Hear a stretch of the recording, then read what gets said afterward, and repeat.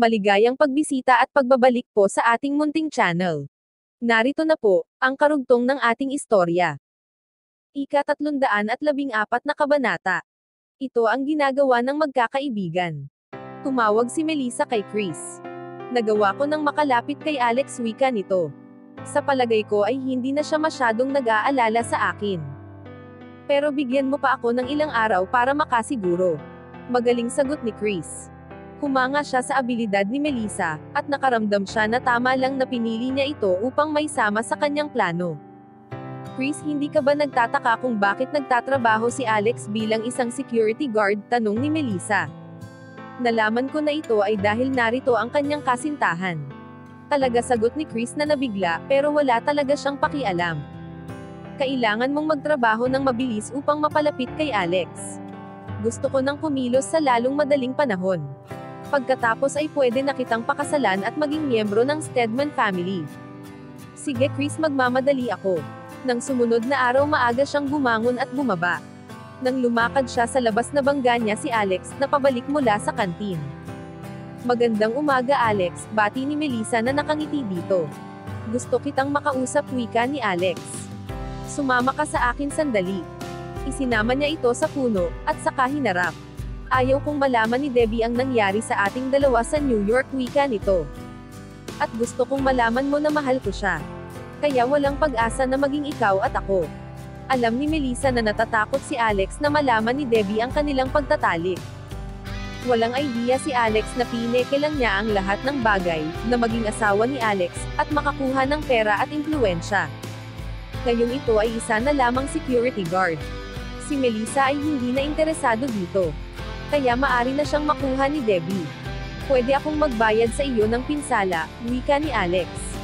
At iniisip kung pwede ba siyang humiram ng pera sa Clifton family, upang bayaran si Melissa. Hindi, nakalimutan ko na ang lahat ng tungkol dito. Pagsisiguro niya dito.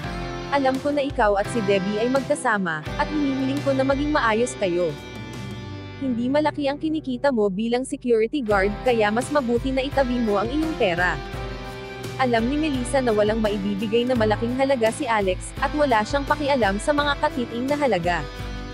Sa oras na pakasalan niya si Chris, hindi na siya magkukulang sa pera muli.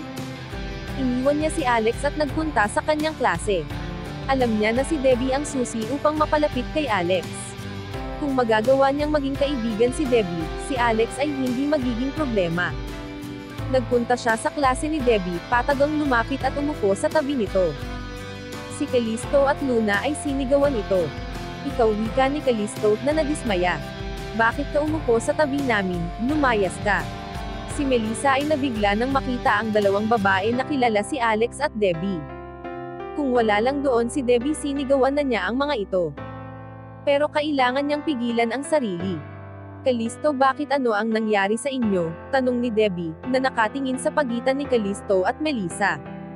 Melissa, pasensya ka na kay Callisto, masyado siyang overprotective. Debbie, bakit mo siya kinakausap? Pagtatakang tanong ni Callisto.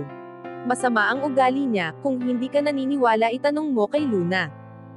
Callisto, hindi mabuti ang inasal ko kahapon, at humihingi ako ng paumanhin, wika ni Melissa, na pinanatili na mababa ang boses. Si Debbie at ako ay magkaibigan, kaya pakiusap, huwag kang sumali sa amin. Debbie, kaibigan mo ba talaga siya? Tanong ni Callisto, na nakatingin kay Melissa na matalas ang mata. Hindi siya karapat-dapat, sa palagay ko ay mayroon siyang masamang motibo sa pakikipagkaibigan sa iyo at kay Mr. Alex. Alam niya na si Melissa ay hindi mabuting tao. Ahem, ang guro, ay nagbigay ng hindi totoong pag-ubo. At napagtanto ni Debbie na masyadong malakas ang kanilang usapan. Ang lahat ng estudyante ay nakatingin sa kanila. Ang classroom na ito ay hindi ninyo bahay, wika ng guro. Dahil abala kayo sa pag-uusap, umaasa ako na lubos ninyong nauunawaan ang ating subject.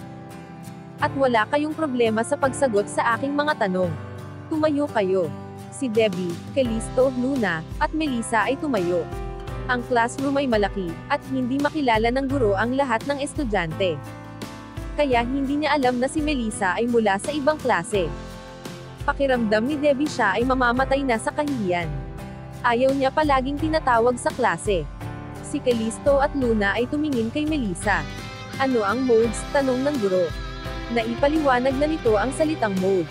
Pero hindi nila narinig ito, dahil sila ay nag-uusap.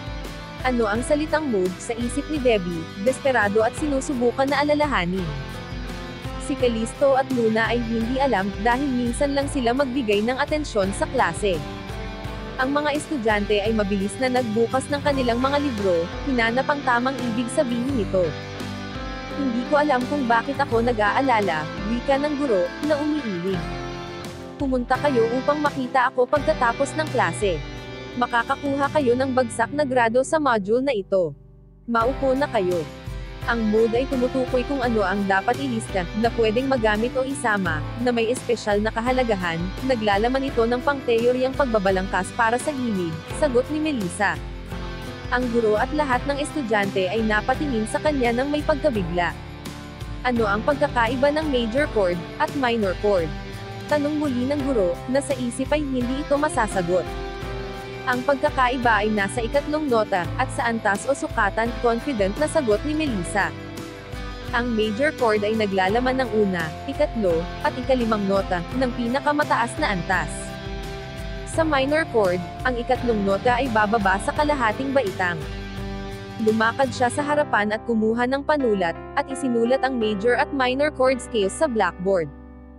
Dahil nasagot ko ang iyong tanong, hindi mo kami dapat parusahan, wika ni Melissa, na iniaabot ang panulat sa guro. Okay, sagot ng guro, na medyo nabigla. Bumalik ka na sa iyong upuan. Pero wala nang magsasalita. Si Melissa ay naiintindihan ang mga aralin, kaya wala nang naiwang sasabihin. Ang mga estudyante ay pumalakpak nang bumalik si Melissa sa kanyang upuan na katabi ni Debbie. Pagkatapos ng klase si Debbie ay lumapit kay Melissa at sobrang nagpasalamat. Kung hindi dahil sa iyo, bumagsak na ako sa klaseng iyon.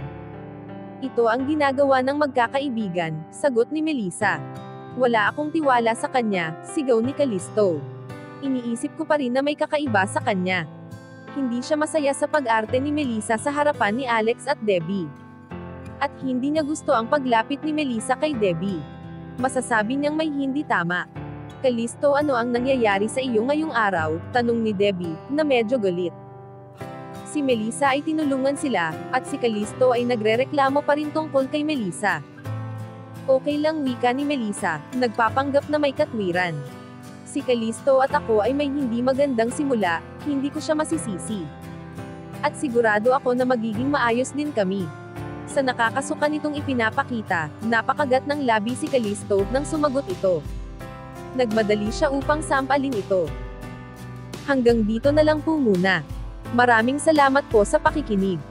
Pwede po bang humingi ng subscribe? Bilang pagsuporta sa ating munting channel. Hanggang sa susunod po muli. Stay safe and God bless.